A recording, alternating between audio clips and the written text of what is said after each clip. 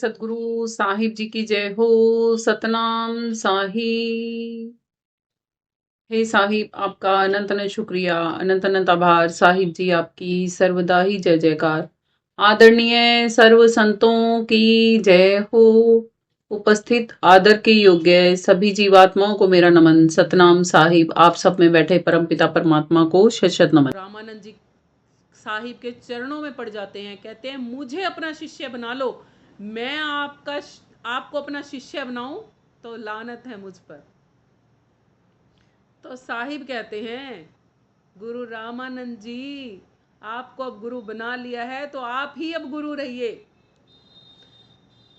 क्योंकि गुरु परंपरा चलानी बहुत जरूरी है। गुरु बिना ज्ञान का प्रसार प्रचार नहीं हो सकता। तो आप गुरु बन जाइए हमारे, ताकि हम हिंदू और मुस्लिम धर्म में दोनों में ही प्रचार कर सकें, क्योंकि आत्माएं ना तो हिंदू हैं और ना ही मुस्लिम हैं। आत्माएं तो आत्माएं ही हैं।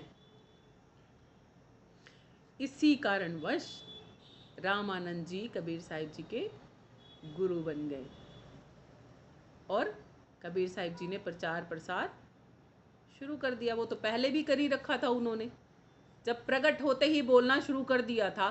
5 वर्ष की उम्र में ही रामानंद जी के शिष्यों को पछाड़ दिया था। एक बार गुरु गोरखनाथ जी भी वहां पहुंच गए रामानंद जी को हराने के लिए। अब साहिब कहते हैं पहले भाई मेरे से ही मुकाबला कर ले, मेरे गुरु जी से तो बाद में ही मिल लेना। तो वो किस्सा पहले भी आपको सत्संगों में सुना रखा है, आज फिर से संक्षिप्त में सुना देते हैं कि जब गुरु गोरखनाथ जी उस समय के प्रसिद्ध और रिद्धि सिद्धियों के दाता माने जाते थे। जैसे आपको बताया था ना अभी थोड़ी देर पहले कि साहिब के इस ज्ञान से पहले, सार शब्द रूपी ज्ञान से पहले, सार नाम रूपी ज्ञान से पहले, सतनाम से पहले रिद्धि सिद्धियां ही चलती थी इस दुनिया में। तो गुरु गोरखनाथ जी उस समय के प्रसिद्ध सिद्धि दाता थे। वो जो बोलते थे, जैसा बोलते थे वैसा हो जाता था। अब उन्होंने बहुत सारे गुरुओं को हरा चुके थे और सबको हरा कर ज्ञान गोष्ठी में और अपना शिष्य बना लेते थे। अब जो गुरु ही शिष्य बन जाएगा तो उसका पूरा मठ उसका शिष्य हो गया। ऐसे होड़ चलती थी। अब जब गुरु गोरखनाथ जी पहुंच गए गुरु रामानंद जी के उधर, तो साहिब जी को पता लगता है। कबीर साहिब जी जाते हैं, कहते हैं गुरु जी आप क्यों चिंता करते हो, मैं हूं ना, मैं खड़ा हूं आपके आगे। पहले गुरु गोरखनाथ जी का मुकाबला मुझसे होगा, बाद में बच्चा कुछ रह जाएगा तो आप मुकाबला कर लेना। तो अब कहते हैं ये तुच्छ सा बालक, ये शूद्र जाति का बालक, ये मेरा मुकाबला करेगा, इसमें इतनी हिम्मत है कि ये मेरा मुकाबला कर ले। तो वहां सभा जुट जाती है पूरी की पूरी। अब गुरु गोरखनाथ जी के पास जो त्रिशूल होता है ना, धूना रमाने वाला त्रिशूल होता है ना, उसके ऊपर बैठ जाते हैं चढ़ के और कहते हैं बालक जरा बराबरी में आके बात कर। कबीर साहिब जी की जेब में एक धागा पड़ा होता है। कबीर साहिब जी वो धागा निकालते हैं और ऐसे करते हैं, सीधा खड़ा हो जाता है धागा 100 फुट ऊंचे से भी ज़्यादा। साहिब वहाँ जाके बैठ जाते हैं, कहते हैं आ जाओ गुरु गोरखनाथ जी, बराबर आके बात कर लो।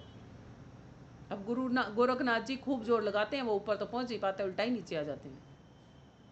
कहते हैं बालक कोई बात नहीं, तू नीचे ही आ जा, नीचे ही आके बात कर लेंगे। कह रहे नहीं जी आ जाओ ना, थोड़ा सा तो जोर लगा लो, ऊपर आ जाओ। कहते नहीं, जब बोल दिया ना नीचे आ जा तो नीचे आ जाते हैं साहिब। अब कहते हैं साहिब जी कहते हैं अभी तो आपके पास बहुत सारी सिद्धि रिद्धियाँ हैं, ज्ञान गोष्ठी तो बाद में ही कर लेंगे, पहले आप अपनी सिद्धियाँ ही दिखा लो। तो कहते हैं वहाँ गंगा घाट पर बहुत भीड़ जमा हो जाती है।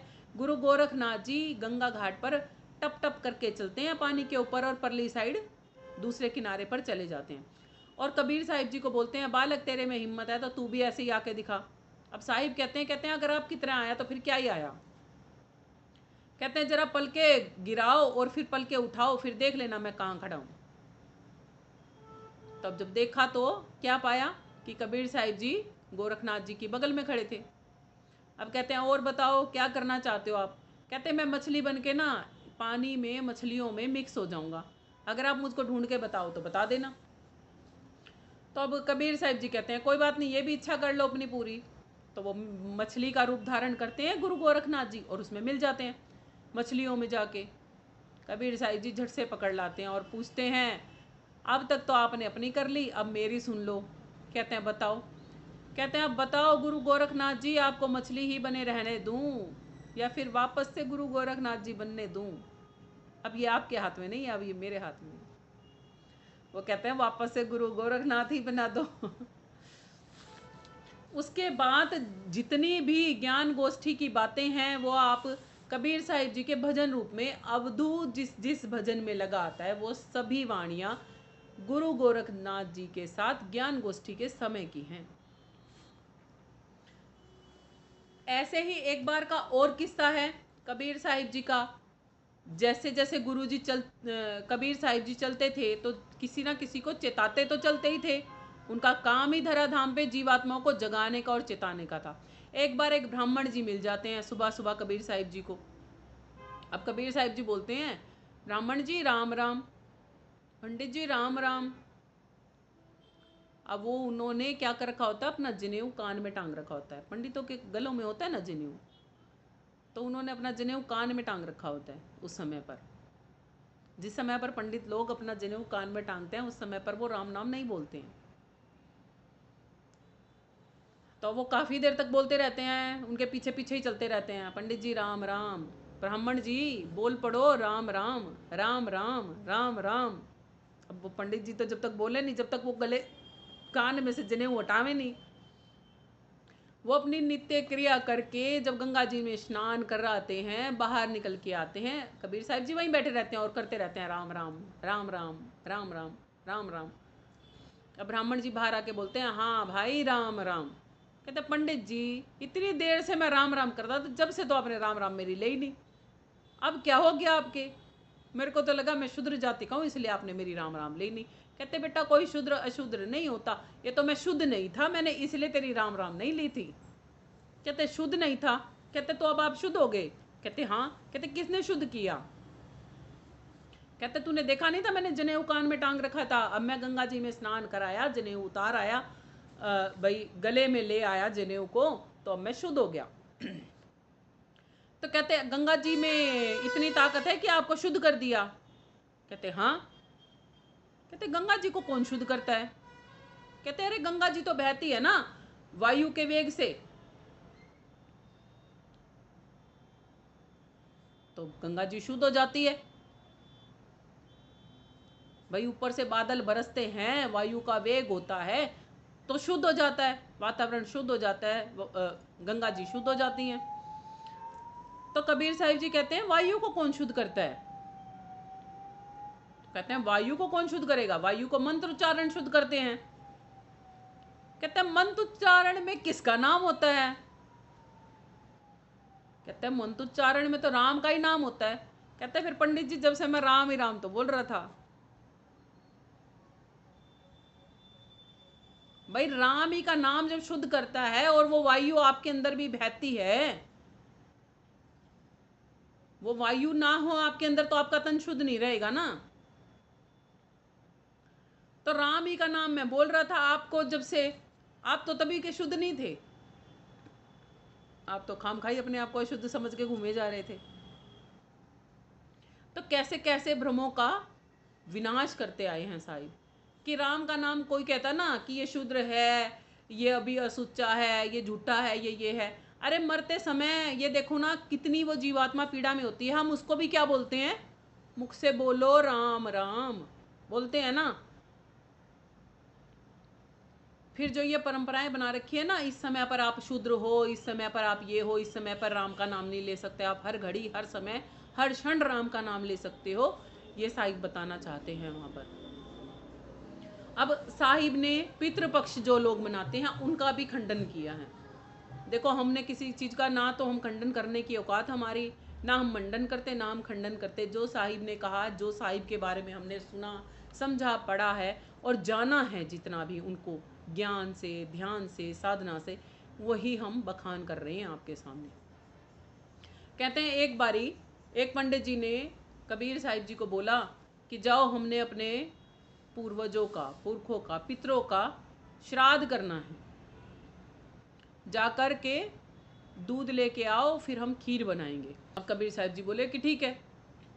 कबीर साहिब जी चले गए पशुओं के मरघट स्थल पर, जहाँ पर मरे हुए पशु थे खूब सारे। बैठ गए डोली लेकर, बैठ रहे 1 घंटा 2 घंटा 3 घंटे। अब वो वहाँ बाट जोई जा रही कबीर साहिब जी की, तो बोला गया कि देख के आओ भाई, वो आया क्यों नहीं, वो जुलाहा पता नहीं कहाँ रह जाता है। देख के आए तो पता चला कि भाई वो तो ऐसे जहाँ पर मरे हुए पशु पड़े हैं ना, वहाँ पर बैठे हैं। तो बोले उनको बुला के लेके आओ, पता नहीं क्या करता रहता है, समझ से परे हमारे। तो मंगाया, दूध था, बताओ मरे हुए पशु का दूध देंगे। तो वहाँ जाके बैठ गया। अब बुला लेते, कहते वहाँ क्या कर रहा था तू, तेरे से दूध मंगाया था कि ये कहा था मरे हुए पशुओं के पास बैठ जियो। तो कहता जी आपने दूध किसके लिए मंगाया था। कह रहा अपने पितरों का श्राद्ध के लिए मंगाया था ना, भूल गया क्या तू। कहता नहीं मैं तो नहीं भूला, अरे जब मरे हुओं के लिए मंगवाया था दूध तो मरे हुओं से ही तो लेने जाऊंगा, जिंदों से कैसे लेके आऊं। अब वो मरे हुए दूध दे ही नहीं रहे तो मैं क्या करूं। कह रहा मूर्ख इंसान, मरे हुए दूध थोड़ी ना देते हैं। कहता फिर मरे हुए भोजन करने कब आते हैं, जो आप श्राद्ध करोगे। अरे मुक्त करो ना उन आत्माओं को, क्यों चिपटाए बैठे हो, जाने नहीं दे सकते उन्हें आगे। यहीं पर ही भोजन का प्रबंध करोगे और खुद ही खा लोगे, खुद फिर कहोगे हमारे अंदर भूत घूमते हैं, तो और क्या घूमेगा। वही आएंगे ना तुम्हें सताने के लिए, तुम्हारी देही में घुसेंगे, जो तुमने उनके नाम का भोजन ग्रहण किया है वो खा जाएंगे आके।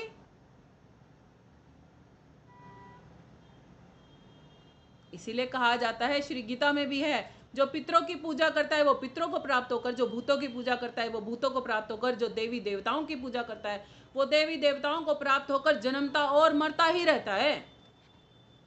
फिर भी मनुष्य नेक नहीं समझता।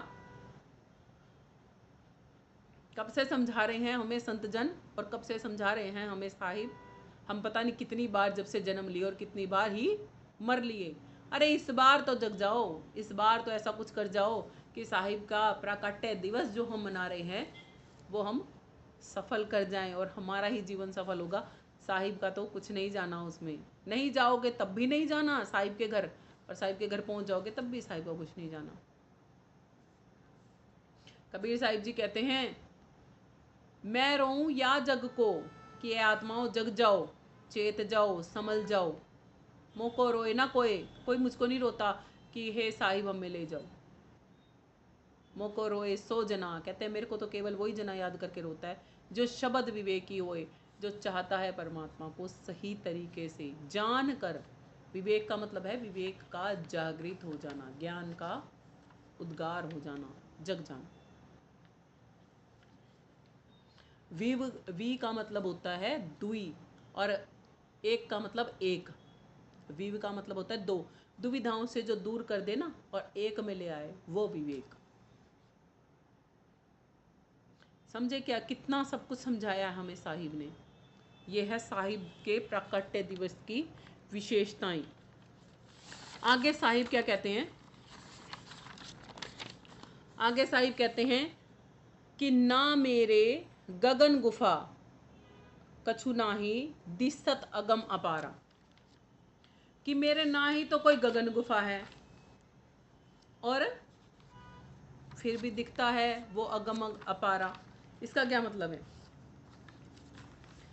इसका मतलब समझने के लिए हम राधा स्वामी जी की श्रीवाणी की कुछ बात लेते हैं। वो कहते हैं, भवर गुफा डिग सोहंग वासा सतलोक सतनाम निवासा, कि भवर गुफा से पार जो कोई जाता है ना, वहाँ पर सार सतलोक, जहाँ की साहिब बात कर रहे हैं उस अमरलोक की, वहाँ की बात राधा स्वामी जी भी बताते हैं। कहते हैं वहाँ पर है उनका वासा।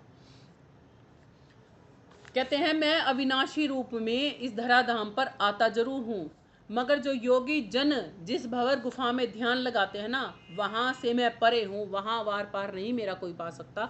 उससे भी आगे कोई देखता है तो मेरा अता पता ठिकाना मिल सकता है। जो हम शरीर में भंवर गुफा देखते हैं वो ओहम सोहम का वासा है वहाँ पर, भंवर गुफा डिग सोहंग वासा, जैसे राधा स्वामी जी महाराज जी ने भी बताया है। कहते हैं इनसे पार जब जाओगे तब सार सतलोक मिलेगा, जब सतपुरुष साहिब का दर्शन मिलेगा। जो देखता है, दिखता भी है और देखा जाता है, केवल संतों के द्वारा दिखाया जाता है। कहते हैं साहिब इससे आगे कि शब्द स्वरूपी नाम साहिब का सोई नाम हमारा। कबीर साहिब जी कहते हैं जो नाम शब्द का है, शब्द का नाम क्या है? राम। राम क्या है? सत्य है। कहते हैं वही नाम मेरा है, इसीलिए साहिब का नाम सतनाम भी है। सतनाम ही साहिब प्रचार प्रसार करते हैं। कहते हैं हमने सतयुग में सत्य सुकृत कह टेरा, त्रेता में मुनिंदर नाम मेरा, द्वापर में करुणामयी कहलाया, कलयुग में कबीर नाम धराया। और इसके आगे साहिब कहते हैं अगम द्वीप गगन गुफा में, जहाँ निज वस्तु सारा। साहिब जी समझाते हुए कहते हैं अधर, अधर कहाँ है? जहाँ पर धरती नहीं है, यानी कि स्तन रूपी धरा से परे कहीं पर अगमदीप है, जहाँ पर गगन गुफा है। कहते हैं वहाँ से वो अविगत अगम अपार दिखता है और वहीं से ही उसका रास्ता जाता है। कहते हैं मैंने तो तुम्हें बोल के बता दिया, वही निज वस्तु सारा है, वही सार नाम है, वही सतनाम है, वही सार है। वही सार क्यों है? क्योंकि वही जहाँ पर सूरत ध्यान लगाती है शब्द का, और जब योग होता है सूरत और शब्द का, जब उनका मिलन होता है तो सूरत शब्द योग कहलाता है। यही सार है। वही सब कर्म जालों को काट कर उनका नाश करता है और जीवात्मा को आवागमन के अत्यंत दुख से छुड़ाकर अनंत में अविगत में ले जाता है और आत्मा अविगत हो जाती है। और साहिब कहते हैं कि ज्योत स्वरूपी अलख निरंजन भी धरता ध्यान हमारा। साहिब स्वयं कहते हैं कि अलख निरंजन, जिसको दुनिया कहती है निरंकार परमात्मा, निराकार परमात्मा, कहते हैं वो स्वयं भी जिसके अवतरित होकर पुरुष धरा धाम पर आते हैं और अपनी लीलाएं दिखाते हैं। 10 अवतार निरंजनी माया करता और ही कोई। समझ गए ना? तो ये जो है ना, यही अपनी लीलाएं दिखाते हैं, जिसमें राम और कृष्ण 2 बड़े हैं, जिनमें ही सारा संसार उलझता है। कहते हैं वो भी अवतरित होकर आते हैं, वो भी मेरा ध्यान धरता है। कबीर साहिब जी कहते हैं ना हमरे मात पिता कछु नाही, ना हमरे घर दासी, जुलाहा का सुत आन कहाया, जगत कराया हांसी। कहते हैं इस दुनिया में, इस भवसागर में मैं अविगत से आया हूँ, स्वयं आया हूँ जीवों को चेताने के लिए। और जब मैं गर्भ से आया ही नहीं हूँ तो मैं जन्म मरण से भी रित हूँ, परे हूँ। और आप सब जीव आत्माएं जितनी भी हैं, हम शरीर से आते हैं और शरीर धारण करते हैं, गर्भ से आते हैं।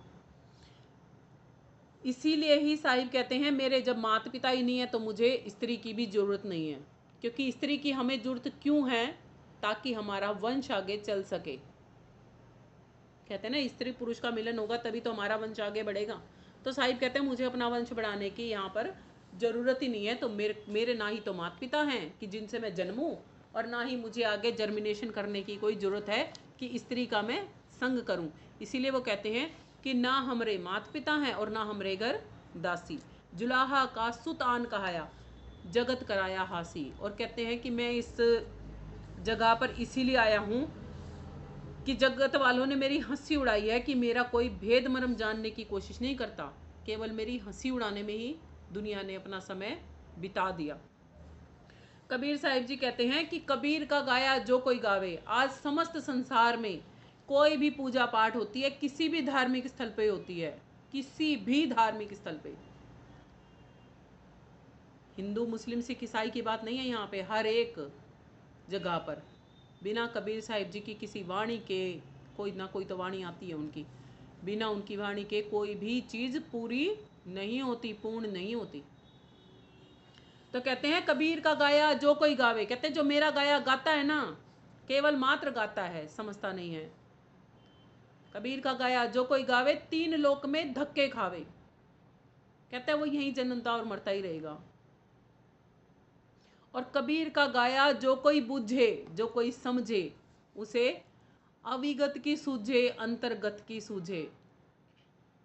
आप अविगत की सोच पाओ, समझ पाओ, जान पाओ, इसीलिए ही इस सत्संग को इतना डीपली समझाया जा रहा है। आप इतना गहराई से आपको बताया जा रहा है कि हम आत्माएं अविगत से आई हैं। जैसे साहिब ने कहा भी है, अमर लोक से आया रे हंसा, फिर अमरापुर जाना है, कहें कबीर सुनो रे संतो, ऐसी लगन लगाना है। ऐसी लगन लगा पाए हम कि हम पुनः जन्म मरण के रोग में ना फंसें, मिटा लें इस बार से। इसीलिए ही आपको ये सत्संग इतनी गहराई से सुनाया जा रहा है।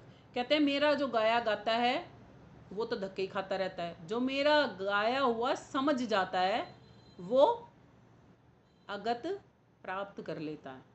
उसको सूझती है, समझ आती है कि ये क्या है, कहाँ हूँ मैं, कैसे आया हूँ मैं यहाँ पे, वापसी कैसे मेरा जाना होगा। साहिब कहते हैं कि उसको आगे की सुध-बुध आ जाती है, आवागमन नाश हो जाती है। इस आवागमन के क्लेश से वह स्वतंत्र हो जाती हैं आत्माएं, जो मेरा भेद जान पाती हैं। इस भवसागर रूपी दुनिया में कर्मों के जाल में फंसकर जीव आत्माएं अत्यंत दुखी हैं, आनंद और अविगत को भूल चुकी हैं।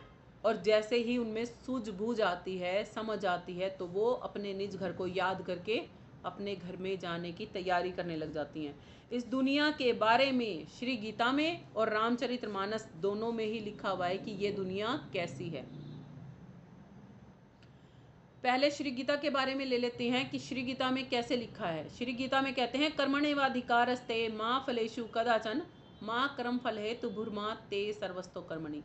श्री कृष्ण जी श्री अर्जुन को श्री गीता जी के माध्यम से समझाते हुए कहते हैं कि हे अर्जुन, कर्म करने का विधान यहाँ पर सब पर लागू है। तो कर्म करने के लिए तो स्वतंत्र है, यानी कि जीवात्मा यहाँ पर आई है तो कर्म करने के लिए स्वतंत्र है। फलों की तो वह स्वतः ही भोगता बन जाएगी। जो शुभ कर्म करते हैं उनको शुभ फल मिलते जाते हैं, जो अशुभ कर्म करते हैं उनको अशुभ मिलते जाते हैं। मिक्स हम कर्म करते हैं, इसीलिए कभी शुभ करते हैं कभी अशुभ करते हैं। इसीलिए हमारे जीवन में कभी सुख कभी दुख आता रहता है। फलों की तरफ ध्यान ना देके ना केवल निस्वार्थ भावना से कर्म करता जाओ। अब निस्वार्थ भावना से कर्म केवल एक भक्ति कर्म ही होता है, बाकी कर्म सब बंधन में बांधते हैं। ये हमें साहिब समझाते हैं। इसीलिए साहिब कहते हैं कि मत बंधो इन कर्मों के बंधनों में, आज़ाद रहो। और यही बात रामचरितमानस में कही जाती है कि कर्म प्रधान विश्व रचि राखा, जो जस कर्म कर तस फल चाखा। कि इस दुनिया की, इस विश्व की, इस भवसागर की रचना करने से पहले ही कर्मों को प्रधानता पे रख दिया गया था। और जो जीवात्मा जैसे जैसे कर्म करती रहेगी उसके ही अनुरूप अच्छे और बुरे फलों को वह पाती रहेगी। कबीर साहिब जी कहते हैं आगे कि हाड़ चाम लहू नहीं मेरे, हूँ सतनाम उपासी। हमारे हाड़ चाम है ना, और जलना भी पड़ता है। लकड़ियों के बीच में जलाया जाता है हमें, या फिर दफनाया जाता है हमें मरने के बाद। वो हम नहीं होते, हमारे तन होते हैं, मगर हम तन से इतना जुड़ जाते हैं कि हम खुद को ही समझने लग जाते हैं कि हमें जलाया जाएगा। तो कहते हैं मेरे कुछ नहीं है ऐसा, ना मेरे हड्डियां हैं, मेरे को क्या जलाओगे, ना मेरे चमड़ी मांस है, कुछ भी नहीं है, ना ही मेरे में लहू है, क्या मेरे को दफनाओगे, क्या मेरे को जलाओगे। कहते हैं मैं तो बस सतनाम की उपासना करने वाला, सिखाने वाला, बताने वाला एक साधक मात्र हूँ। इसीलिए साहिब जब इस धराधाम पे आए थे ना, खुद को भी दास कहलाया था उन्होंने।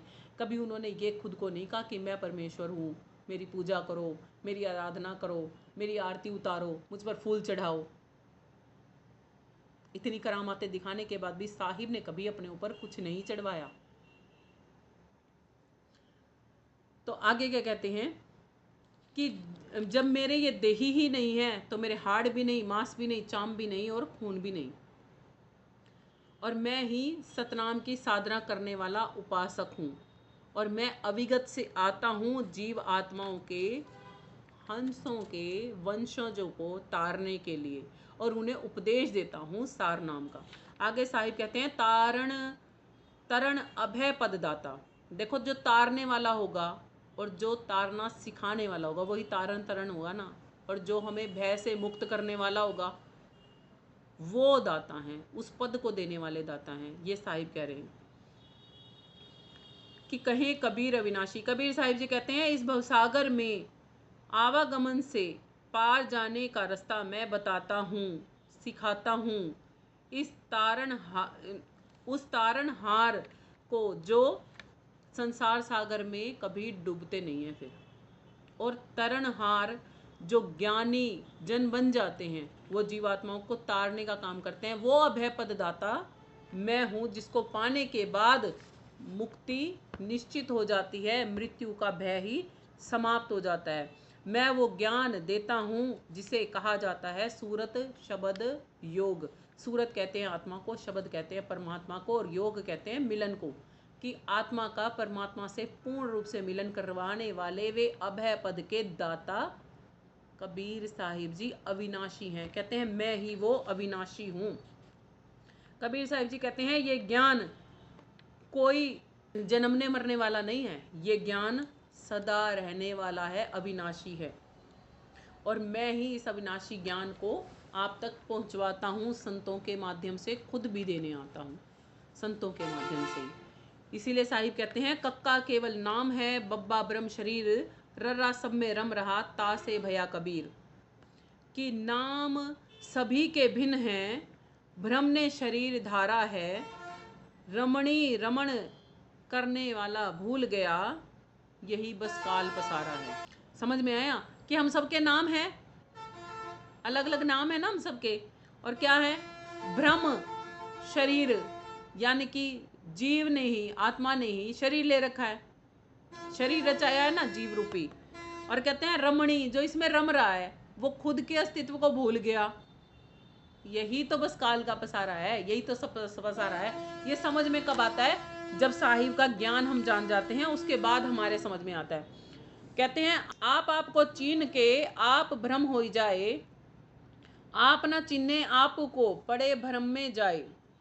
अपने आप को ही, अपनी आप की पहचान भूल चुकी है ना आत्मा, तो साहिब कहते हैं पहले अपने आप को जानो, आपको चीन कर आप भ्रम हो जाए, आप ही आत्मा का जो विराट रूप है उसको जान जाओगे। फिर क्या होगा, आप ना चिन्हे आप को पड़ा भ्रम में जाए। कहते हैं जब तक अपने आप की पहचान नहीं होगी तब तक ये भ्रम संशय जो कर्मों के जाल है ना, ये मिटेंगे नहीं। और आगे कहते हैं साहिब, आपको चीन के सकल भ्रम मिट जाएं, कहें कबीर निर्दोष भये ब्रह्म स्वरूप समाए। कहते हैं तब समझ में आएगा कि ये केवल एक भ्रमांक था जिसमें हम पड़े थे, काल्पनिक कल्पनाएं, जैसे सपने में कल्पनाएं चलती है ना, या हम विचारों में कल्पनाएं करते हैं, उस विचार में ही हम असली समझ लें खुद को। तो ये चीज़ है। इसीलिए नानक जी ने कहा है, जिमें सपना देखना जग रचना तिम जान, इसमें कछु साचो नहीं, नानक साची मान। अब हम आते हैं, सभी संतों ने मोहर लगाई है, पुष्टि दी है कि कबीर साहिब जी ही अविनाशी थे। अविनाशी जो कबीर साहिब जी हैं उनका अविनाशी होना और अविगत से आना स्पष्ट होता है। अन्यत्र हम संतों की वाणी लेते हैं जो कबीर साहिब जी के समय में भी आए थे और उनके बाद भी आए थे, जिन्होंने साहिब के ही इस मार्ग को हमें दिखाने में हमारी मदद की है। पहले लेते हैं, गरीबदास जी कहते हैं, अनंत कोटि ब्रह्मांड में बंदगी छोड़ कहाए, सो तो पुरुष कबीर हैं जननी जना नहीं माए। अनंत कोटि ब्रह्मांड में बंदगी छोड़ कहाए, सो तो पुरुष कबीर हैं जननी जना नहीं माए। सूरत नीरत के आंतरे त्रिवेणी के तीर, सतगुरु साईं बसत हैं मिलत हैं जाका नाम कबीर। सूरत नीरत के आंतरे त्रिवेणी के तीर, सतगुरु साईं बसत हैं मिलत हैं जाका नाम कबीर। दादू जी महाराज कहते हैं, दादू नाम कबीर की जो कोई लेवे ओट, उनको कभी न लाग सी काल बज्जर की चोट। दादू नाम कबीर की जो कोई लेवे ओट, उनको कभी न लाग सी काल बज्जर की चोट। नैनन मध्य निरखते रहो अविगत साहिब कबीर। बता दिया ना, देख लो अपनी वाणियों में संतों ने भी। बेड़ा पार लंघाई हो साहिब सूरत सरोवर तीर। दादू साहिब कबीर की काया भई कपूर, देखा होगा ना उन्होंने उस समय पर वहाँ पर रहकर, इसीलिए क्या कहते हैं, दादू साहिब कबीर की काया भई कपूर, जारा जरे न गाड़ा गरे गड़े, जारे कौन और गाड़े कौन, नूर में मिल गया नूर। नाभाजी महाराज कहते हैं पानी से पैदा नहीं स्वासा नहीं शरीर, कछु आहार करता नहीं ताका नाम कबीर। पानी से पैदा नहीं स्वासा नहीं शरीर, कछु आहार करता नहीं ताका नाम कबीर।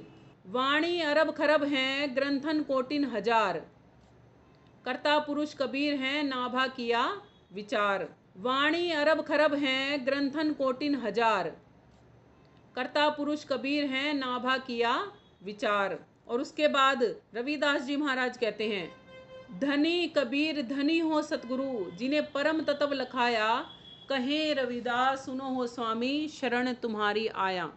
धनी कबीर धनी हो सतगुरु, जिन्हें परम तत्व लखाया, कहें रविदास सुनो हो स्वामी शरण तुम्हारी आया। देख लो अब कितने सारे संत एक साहिब की ही गवाही हमें लगातार दिए जा रहे हैं। आगे तुलसी साहिब जी कहते हैं सार वस्तु सब कबीर जी कहा, शेष लहा सो सूरदास लहा, फुटकर सभी कबियन ने कहा, तुलसी राम नाम पद गहा। सार वस्तु सब कबीर जी कहा, शेष लहा सो सूरदास लहा, फुटकर सभी कबियन ने कहा, तुलसी राम नाम पद गहा।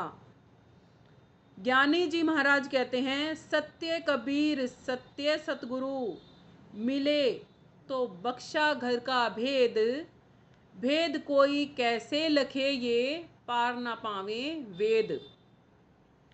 कबीर साहिब जी स्वयं कहते हैं शब्द हमारा हम शब्द के, शब्द भ्रम का कूप, जो चाहे दीदार को परख शब्द का रूप। मनूक दास जी अपने भजन रूपी श्रीवाणी में हमें बताते हैं कबीर साहिब जी के बारे में। वो कहते हैं जपोरे मन सतगुरु नाम कबीर, एक समय गुरु बंसी बजाई, कालिंदिर के तीर, सुरनर मुनि सब चकित भये, रुक गया यमुना नीर, काशी तज गुरु मगर में आए, दो दिन के पीर, कोई कहे गाड़े कोई अग्नि जलावे, नेक ना धरते धीर, चार दाग से न्यारा सतगुरु मेरा, टोहे ना पाया हो शरीर, जगन्नाथ का मंदिर बचाया ऐसे गहर गंभीर, दास मनूक सलूक कहत हैं खोजो रे खसम कबीर। आगे गुरु नानक जी की भी एक श्रीवाणी है जिसमें ये प्रेक्षित होता है कि कबीर साहिब जी ही पूर्ण सत्पुरुष अविनाशी हैं।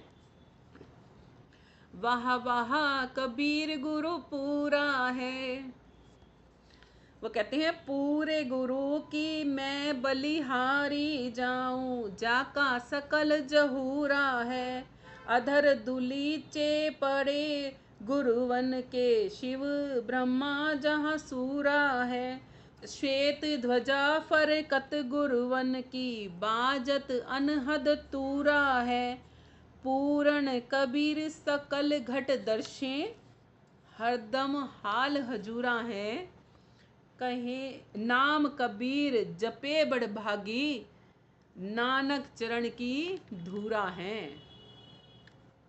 ये गुरु नानक जी की श्रीवाणी है। आगे कहते हैं गुरु नानक जी ही अनंत कोटि ब्रह्मांड का एक रत्ती नहीं भार, सतगुरु साहिब कबीर हैं नानकू सिरजनहार। नानक जी के सिरजनहार कबीर साहिब जी हैं। कबीर साहिब जी खुद बताते हैं उन्होंने किनको भवसागर से पार किया, किनको उपदेश दिया। कहते हैं कबीर साहिब हम सुल्तानी नानक तारे, दादू को उपदेश दिया, जात जुलाहा भेद नहीं पाया, काशी माही कबीर भया।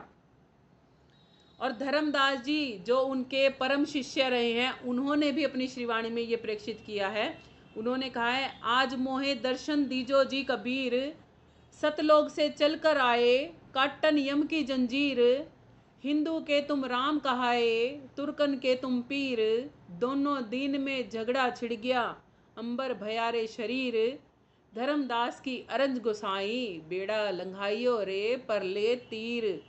इतने संतों ने आपको बताया कि कबीर साहिब जी कौन हैं। स्वयं कबीर साहिब जी कहते हैं कि मैं अविनाशी हूँ। हम में से कौन ये कह सकता है कि हम अविनाशी हैं। जब इस अविनाशी ज्ञान को जान जाएंगे, जब उस परमात्मा में पूर्ण रूप से विलीन हो जाएंगे, तभी हम भी अविनाशी कहलाएंगे, उससे पहले नहीं।